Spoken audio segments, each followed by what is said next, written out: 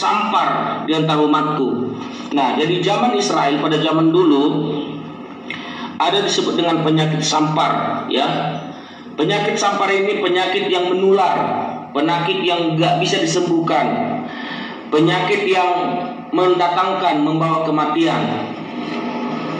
Nah, kita tahu zaman sekarang akhir-akhir ini yang sedang terjadi yaitu virus corona, ya. Kita sudah mendengar bagaimana tentang virus corona, penyakit virus yang bisa mematikan.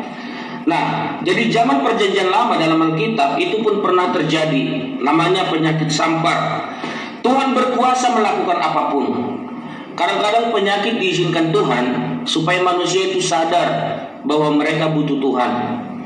Kita lihat zaman sekarang, ketika seseorang sudah mulai hidup nyaman, punya segalanya, mereka melupakan Tuhan, berbuat dosa semaunya, hidup sesuka hati, beribadah jarang, dan tidak taat kepada perintah Tuhan.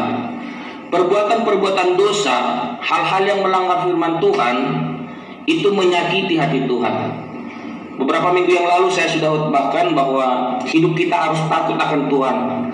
Takut akan Tuhan berarti kita berusaha tidak menyakiti hati Tuhan.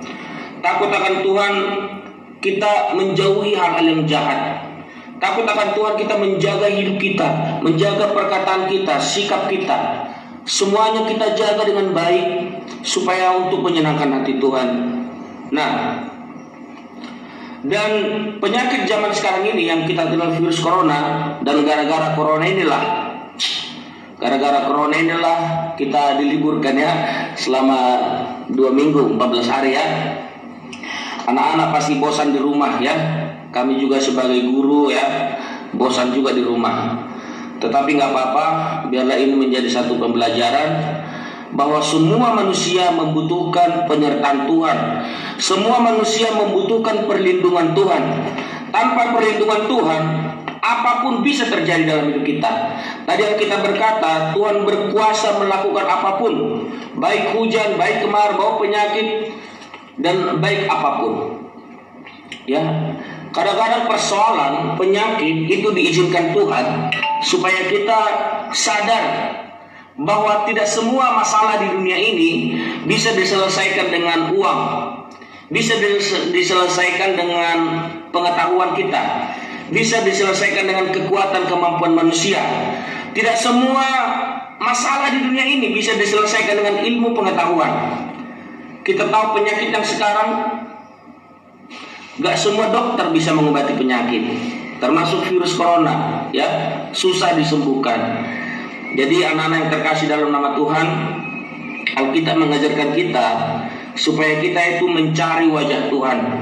Nah, ayat 14 tadi dikatakan, dan umatku yang atasnya namaku disebut merendahkan diri, berdoa dan mencari wajahku, lalu berbalik dari jalan-jalannya yang jahat, maka aku akan mendengar dari surga dan mengampuni dosa mereka serta memulihkan negeri mereka.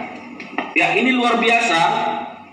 Ketika umat Tuhan berbalik, ketika umat Tuhan bertobat, ketika umat Tuhan mencari wajah Tuhan, ketika umat Tuhan berdoa dengan sungguh-sungguh, Tuhan juga berjanji bahwa Dia akan mendengar dari surga, mengampuni dosa dan memulihkan.